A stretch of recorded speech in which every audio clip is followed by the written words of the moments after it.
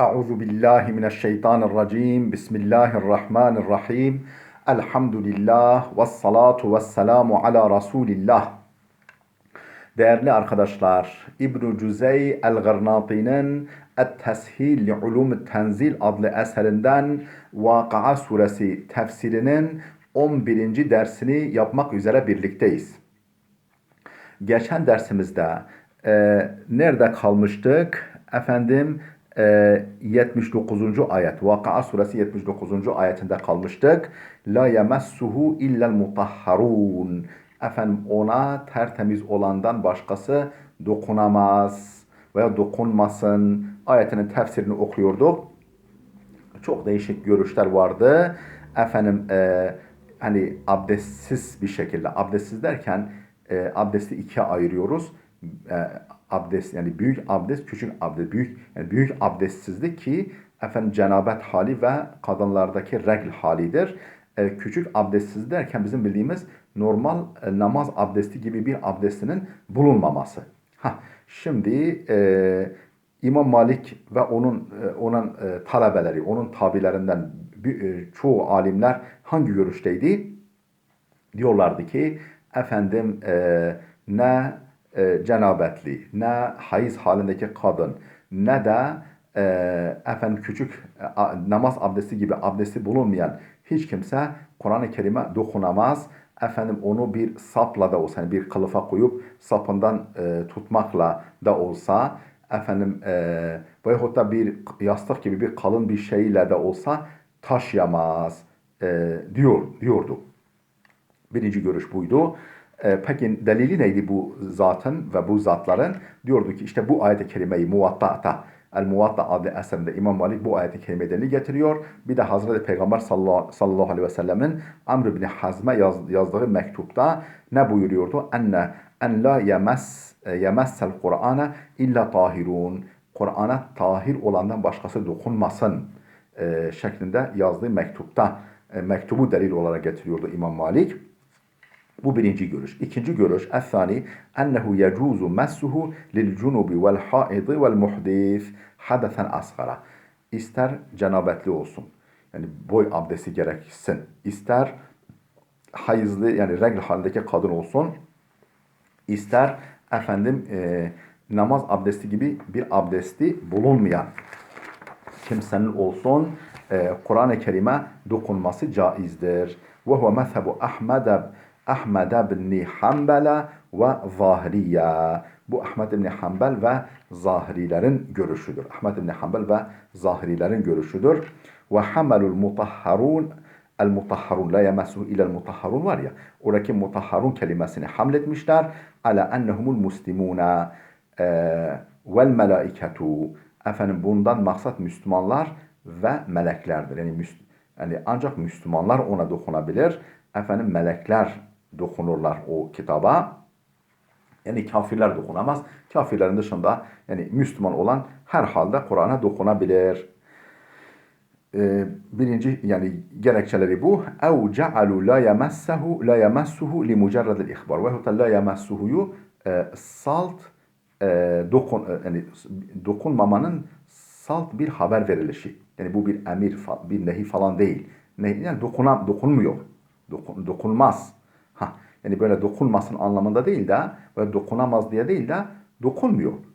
O şekilde salt haber, yani bir ihbar kabul etmişler.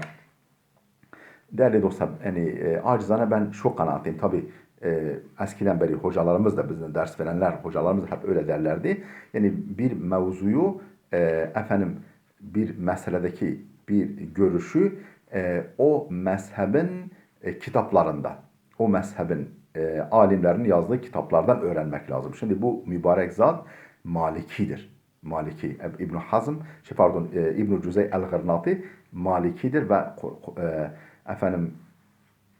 Gırnatalı, yani İspanyalı, yani eski Endülüslüdür. Dolayısıyla Maliki olduğu için bu detaylarda yani kim olursa olsun bir mezhebin görüşünü sadece o mezhebin kitaplarından öğrenmek lazım. Çünkü yanlış bilebiliyorlar veya mezhep taraftarlığıyla bazen diyelim ki o konuda muftabih görüş değildir. Fetva verilen görüş değildir ama kıyıda köşede bir görüştür. Onu o mezhebin görüşü olarak da sunabiliyorlar. Yani acizane kanaatim bu. Tabii biz detayla, teferruata girmiyoruz burada. Yani metnimizi okuyoruz, geçiyoruz ama tavsiyem bu. Vel kavlu thalithu. Üçüncü görüş. Ennehu yecuzu messuhu bil hadethil asgar dunel ekber. Yani namaz abdesti gibi bir abdesti bulunmayan kimsenin dokunması caizdir ama cenabetli ve hayız halindeki kadının dokunması caiz değildir. Yani hadeth-i asgarla muhdis olan dokunabilir. Hadeth-i ekber dediğimiz, büyük abdestsizlik dediğimiz cenabetlik hali ve hayız halindeki kimse dokunamaz. Üçüncü görüş bu. Ve rahhasa malikun fi messihi ala gayri vudu'in lil muallimi ve sıbyan. Hani bu Maliki dedik ya, bu İmam Malik'in mezhebinden. Yine İmam Malik'in görüşüne döndü. Bu görüşleri verdikten sonra İmam Malik'in görüşüne, detaylarına döndü. Ve rahhasa malikun, İmam Malik ruhsat vermiş, izin vermiş. Fi messihi, Kur'an'a dokunma konusunda. Kime izin vermiş? Ala gayri vudu'in, abdestsiz bir şekilde. Lil muallimi ve sıbyan. Yani Kur'an öğretmeni ve Kur'an öğrenen çocuklar. Kur'an öğretmeni ve Kur'an öğrenen çocuklar, yani çocuklar kendi böyle yine herhalde 10 yani buluğ yaşlarındaki çocuklara izin vermiş. Demiş ki onlar abdestsiz dokunabilir. Kur'an hocası. Yani Kur'an kursu hocası. Çünkü dokunacak. Yani zaruret var. Li eclil meşakkati. Çünkü tersinde meşakkat var. Böyle kabul edilmediği zaman çok zorluk doğar. Böyle bir fetva vermiş İmam Malik. وَاخْتَلَفُوا فِي قِرَاءَةِ الْجُنُوبِ لِلْقُرْآنِ. Cenabetli bir kimsenin, yani gusül abdesti alması gereken bir kimsenin Kur'an okumasının cevazı konusunda ihtilaf etmişler alimler. فَمَنَعَهُ الشَّافِعِ ve Ebu Hanife mutlakan. İmam Şafii ve Ebu Hanife mutlaka men etmiş. Demiş kesinlikle olmaz. Yani cenabetli bir kimsenin Kur'an okuması caiz değildir. Ve ecazehu zahiriyetu mutlakan. Zahiri mezhebe. Mesela İbn Hazm, ondan sonra Davud Zahiri gibi Zahiri mezhebi diye bir mezhep var. Fıkhi mezhep. O mezhebin taraftarları caiz görmüşler. Demişler ki cenabetli de olsa Kur'an okuyabilir. Ve ecaze malikun kıraatel ayetil yasira. İmam Malik az bir ayeti, yani tam bir ayeti değil de kısa bir ayeti veya bir ayetin parçasını okumayı caiz görmüş cenabetli kimsenin. وَاخْتُلِفَ فِي قِرَاءَةِ الْحَائِضِ وَالنُّفَسَاءِ لِلْقُرْآنِ. Hayızlı, yani regil halindeki kadın ve doğum yapmış kadın. Yani doğum yapıp o doğum sonrası kanın devam ettiği, akmanın devam ettiği kadın konusunda ihtilaf etmişler. An zahri kalbin. Acaba ezber Kur'an okuyabilir mi, okuyamaz mı? Fa'an Malik'in fi zalike rivayetan. İmam Malik'ten bu konuda iki rivayet var. Yani caiz gördüğüne dair de rivayet var. Caiz görmediğine dair de rivayet var. Ve ferraka ba'duhum beynel yasiri vel kefir. Bazı alimlerde yani az olsa caizdir, çok olsa caiz değildir. Yani az okusa caizdir ama çok okusa caiz değildir demişler. Böyle fark etmişler, tefrik koymuşlar araya. Yani azla çok arasında fark koymuşlar. Bu ayet bitti. La yemessuhu ilel mutahharun bitti. Geldik. Efe bihadal hadisi entum mudhinun ve tec'aluna rizqakum ennekum tukezzibun. Ne diyor efendim? Ha. Ne diyor? Şimdi bu kelamımı siz küçümsüyorsunuz. Bu mudhinun kelimesi. Efe bihadal hadisi. Şimdi bu sözü, bu kelamı mı entum mudhinun, siz hafife alıyorsunuz. Hani biraz Muhammed'e yaranmaya çalışmakla, hafif zahiren böyle yaranmaya çalışmakla bu Kur'an bize bir şey yapmaz. Ondan sonra geçinip gideriz. Yani bu Kur'an'ı mı hafife alıyorsunuz? Bu kelamı mı hafife alıyorsunuz siz? Ve tec'alûne rizqakum ennekum tukezzibûn. Ve bunu yalanlamayı kendinize rızık mı ediniyorsunuz? Ve tec'alûne rizqakum ennekum tukezzibûn. Ne demek? Ve tec'alûne rizqakum ennekum tukezzibûn. Yani bunu yalanlamayı kendinize rızık mı ediniyorsunuz? Şimdi bakalım. Şimdi mealini böyle yani lafzi mealini verdik. Bakalım tefsirimiz ne diyor? Daha sonra dönüp doğru meali vereceğiz. Önce değişik ihtimalleri okuyalım bu ayetlerle ilgili. Efe bihadel hadisi entum mudhinun. Siz bu sözle siz efendim yani bu sözü hafife mi alıyorsunuz? Bu söze karşı böyle yağcılık bağışlayın. Mudhin dühünden geliyor. Dühün de yağ demek. Yani yağcılık yapmakla, Hz. Muhammed'e yaranmaya çalışmakla yani işi kurtaracağınızı mı sanıyorsunuz? Ha. Hâzâ hitabun lil kuffar. Bu söz kafirlere hitaptır. Vel hadîthul muşaru ileyhi huvel Kur'an. Fe'efe bihâzel hadîthi. Derken oradaki hadis yani söz, kelamdan maksat Kur'an'dır. Yani işaret edilen el hadis. Yani burada hadis bizim hadis, peygamber hadisi değil, Kur'an'dır. Ve mudhinuna ma'nahu mutehavinun. Yani basite alıyorsunuz, hafife alıyorsunuz. Siz bu Kur'an'ı hafife mi alıyorsunuz? Efendim önemsiz mi görüyorsunuz? Ve asluhu minel mudahana. Yani aslı mudahane. Mudahane Türkçemizde de Osmanlıca'da da kullanılıyor. Yani mudahane etmek hani müdanam yoktur derler. Müdanam. Yani müdahanem yoktur. Ben böyle hani yaranmaya çalışmam. Lafım dobra dobradır. Aslı müdahanedir. Yani müdahane kökünden geliyor. Mudhinun ve hiye linul canib vel muvafakatu bil zahir la bil batin. Bu da linul canib.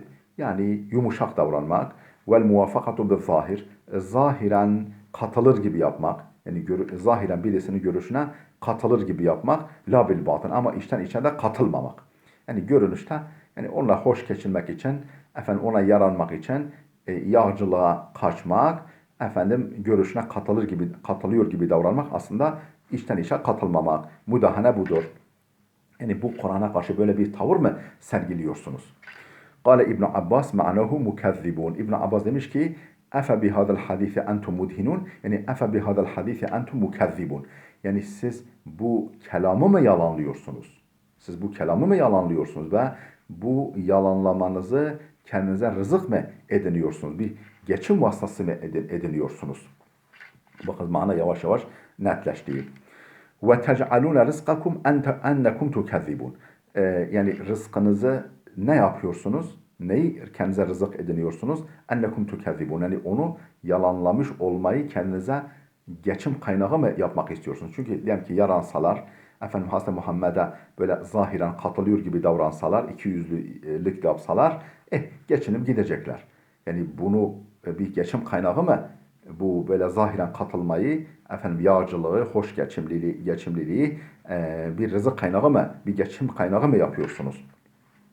Kale İbn Atiyye, İbn Atiyye isimli müfessir şöyle demiş. Ecma'al mufassiruna ala ennel ayete tevbihun lil qailine fil matar innehu nazala bi nev'i keza ve keza ve tec'alûne rizkakum ennekum tukezzibun. Diyor ki İbn Atiyye müfessirler ittifak etmişler. Görüş birliğine varmışlar ki bu ayet tevbihun lil qailine şöyle diyenlere bir azarlamadır. Şöyle diyenlere bir kanamadır. Ne diyenlere? Fil matar yağmur konusunda ne diyenler? İnnehu nezele bi nev'i keza ve keza. Yani şu yıldızın doğma vaktiyle yağmur yağar. Şu yıldız görünürse yağmur gelecek. Ha. Yani sanki böyle yağmurun yağışını yıldızın doğuşuna bağlıyorlar. Haşa Allah'ın elinde değilmiş gibi yağmur yağdırmak böyle yani yıldızın doğuşuna yani kendilerine göre bir takım sebeplere bağlıyorlar. Bu ayet onlardan bahsediyor. وَتَجْعَلُونَ رِزْقَكُمْ اَنَّكُمْ تُكَذِّبُونَ. Burada rızıktan maksat, bu görüşe göre rızıktan maksat yağmurdur. Efendim, neye vesile yapıyorlar bunu? Ya efendim, rızkı neye vesile yap? اَنَّكُمْ تُكَذِّبُونَ. Yani Allah'ın kudretini, yağdırmadaki biricik iradesini yalanlama vesilesi yapıyorlar. Vel ma'na tec'alûne şükre rızkikum et tekzibe. Siz rızkınızın vesilesi olan yağmurun şükrünü ne yapıyorsunuz? Yalanlama. Yani Allah size yağmur yağdırmak suretiyle rızık veriyor. Siz kalkıyorsunuz o yağmurun yağışını Allah'tan başkasına bir takım sebeplere vererek yalanlıyorsunuz, Allah'ı yalanlıyorsunuz. Yani size yapılan nimetin şükrü bu mu? Size yapılan nimetin şükrü bu mu? Efendim, vel ma'na tec'aluna şükra rızkıkum et tekzibe. Fehuzife şükra kelimesi hasfedilmiş. Yani ve tec'aluna rızkakum derken ve tec'aluna şükra rızkıkum anlamında şükür kelimesi yani muzaf hasfedilmiş. Şükra ennekum tukezzibun. Ve kezalike kara'a İbn Abbas. Fehuzife şekl ennekum tekzibun. Ve tec'aluna rızkakum ennekum tekzibun. Yani rızkınızı ne yapıyorsunuz? Yalan söylemek. Yani bu tukezibun da okunmuş, tekzibun da okunmuş. Ve kezalike kara İbn Abbas. İbn Abbas tekzibun şeklinde okunmuş. İlla ennehu kara'a tukezibuna bidammet ta'i ve teşdidi ke kıraatil cema'a. Yani İbn Abbas da burada şekere kelimesini koymuş. Yani var gibi kabul etmiş tefsiri olarak. Şu kadar var ki tekzibuna değil de tukezibuna yani diğer çoğu Kur'an'ın okuduğu gibi tukezzibuna diye okumuş İbn Abbas. Kara'a tukezzibuna bi dammi ta'i ve teşdidi. Tu ta'nın ötresiyle bir de tukezzi zalın şeddesiyle. Ke kıraatil cema'a. Efendim çoğunluğun yani Kurra cemaatinin okuyuşu gibi okumuş İbn Abbas. Ve kıra'atu Ali'nin Hazreti Ali Efendimizin kıraati ise bi fethü ta'i ve iskanil kafi minel kezib. Ennekum tekzibun. Efendim ta'nın fethası kafın cezmi. Ennekum tekzibuna. O zaman kezib. Tekzibden değil de kezib kökünden. Ey yekzibuna fi kavlihim. Yani şu sözlerinde bunlar bu müşrikler yalan söylüyorlar. Hangi sözlerinde diyorlardı ki nezelel mataru binev'i keza yağmur falan yıldızın görünme vakti sebebiyle yağdı diyorlardı. Ve min hadal ma'na kavlu Resulullah sallallahu aleyhi ve sellem bu manadadır. Hazreti Peygamber Efendimizin şu sözü. İnna Allah Teala yaqulu asbaha min ibadi mu'minun bi ve kafirun mu'minun bi kafirun bil kevkeb ve kafirun bi mu'minun bil kevkeb. İnna Allah Teala yakulu. Allah Teala şöyle buyuruyor. Hadis-i kutsi olarak peygamber naklediyor. Diyor ki peygamber aleyhisselam Allah şöyle buyuruyor. Asbaha min ibadi mu'minun bi kafirun bil kevkeb. Efendim kullarımdan öyleleri var ki sabahladığında bana iman etmiş oluyor, yıldızı inkar etmiş oluyor. Yani yıldızın yağmur yağdırmadaki etkisini inkar etmiş, bana iman etmiş oluyor. Ve kafirun bi mu'minun bil kevkeb. Kimisi de var ki efendim beni inkar ediyor, yıldıza iman ediyor. Yani yağmur yağdırmayı yıldıza vermek suretiyle beni inkar ediyor, yıldıza iman etmiş oluyor. فَأَمَّا مَنْ قَالَ مُطِرْنَا بِفَضْلِ اللّٰهِ وَرَحْمَتِهِ فَذَٰلِكَ مُؤْمِنٌ بِي كَافِرٌ بِالْكَوْكَبِ. Kim ki dese biz Allah'ın fazlu rahmetiyle, kerem ve rahmetiyle yağmura mazhar olduk, yağmura yani nail olduk derse فَذَٰلِكَ مُؤْمِنٌ بِي كَافِرٌ بِالْكَوْكَبِ. O bana iman etmiş, yıldızı inkar etmiş. Yani yıldızın etkisini, yağmur yağdırmadaki etkisini inkar etmiş. Ve ama men kâle mutirra binev'i keza ve kevkebi keza falan yıldızın doğuşu, falan gezegenin görünmesiyle bize yağmur yağdırıldı derse fezalike kafirun bi mu'minun bil kevkeb. O beni inkar etmiş, yıldıza iman etmişler. Vel menhiyu anhu fi hadal bab. Bu konuda nehyedilen nedir? Menhiyun an. Yani yasaklanan nedir? En ya'takide enne lil kevkebi te'siren fil matar. Efendim yağmur yağdırmada yıldızın bir etkisinin bulunduğuna inanmaktır. Yani yasak edilen budur. Ve emme mura'atul avaid allati ecraha Allahu Teala fela ba'se bih. Ve emme mura'atul avaidi fakat adetlere riayet. Adetlere riayet elleti ecraha Allahu Teala. Hangi adetler? Allah'ın efendim sevku idare ettiği, Allah'ın yürürlüğe koymuş olduğu adetlere riayet de gelince fela be'se bihi. Bunun bir sakıncası yok. Yani diyelim ki mesela hani bizim Türkçemizde ne diyor? Mart kapıdan baktırır, kazma kürek yaktırır. Yani sanki ya Mart mı bunu yağdırıyor? Hayır yani Mart ayı tecrübe etmişler. Mart ayı işte bir Martlığını yapar. Yani efendim yine yapacağını yapar. Yani hakikaten bugünler işte Mart, ben şu anda video çektiğimde Mart ayı ve Ankara'mızda, diyelim ki Antep'imizde bile kar yağmış yani. Gerçi İstanbul'da henüz yağmadı ama yani birçok yerde ya kar yağmış. Havalar soğuk.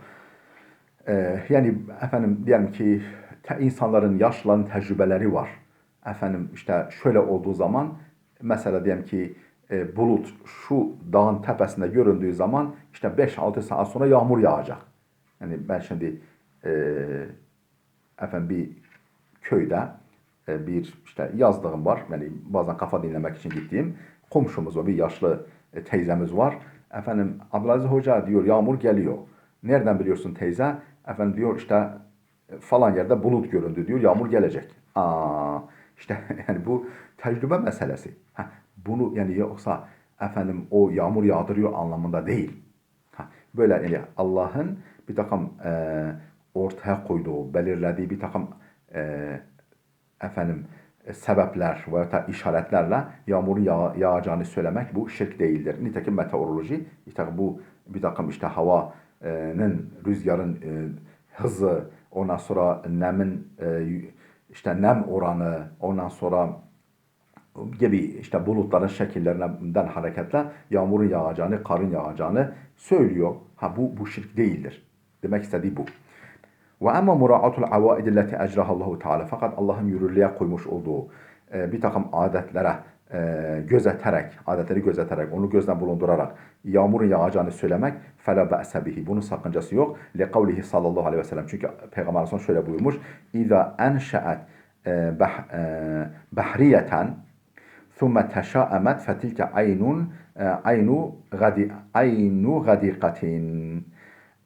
Ne diyor? İza enşaat. Yani bulut ortaya çıktığında bahriyeten, deniz tarafından. Şimdi Medine'de deniz var. İleride deniz var yani.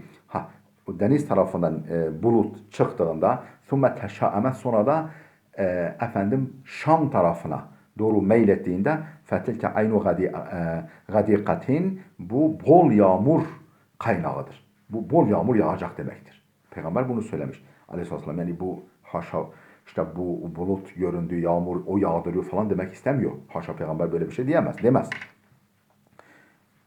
Demek ki bu caiz. Vakat kâle Umarun li Abbasin, Hazreti Ömer de Hazreti Abbas Efendimiz yani Peygamberin amcası Abbas'a demiş ki ve huve fil istisqa, buna yağmur duasında bulunurken yağmur duasının yağmur namazına çıkmışlar. Kem bakiye min nev'is Süreyya, Süreyya yıldızının doğmasına ne kadar zaman var? Süreyya yıldızı nev yani zaman, doğma zaman, doğuş zamanı. Fekâlel Abbas, Hazreti Abbas da demiş ki el ulemâ'u yekulun, alimler derler ki inneha ta'taridu fil ufuki ba'de sukutiha seb'an. Ta'taridu inneha, yani bu Süreyya yıldızı ta'taridu fil ufuki, ufukta görünür. Ba'de sukutiha, yani güneşin batışından sonra bu Süreyya yıldızı ufukta görünür. Seb'an, 7. Artık yani belki 7 vakit sonra yağmur yağar. Kale İbn-i Tayyib, İbn-i Tayyib demiş ki fema madat seb'un, 7 geçmedi. Artık 7 saat mi? 7 geçmedi. 7 vakit. Hatta mutiru. Yani geçmedi ki yağmur şarıl şarıl aktı. Yani alimlerin dediği çıktı. Allah öyle bir adet koymuş. Yoksa o Süreyya yıldızı yağmur yağdırıyor anlamında değil. Değerli dostlar, burada dursun. İnşallah bir videomuz, bir videoluk kadar bir dersimiz var. Kısa bir videoluk dersimiz var. Onu da okuyor. Efendim bu Sure-i Celile'yi bitirmiş olacağız. Gelecek dersimize kadar Allah'a emanet olun.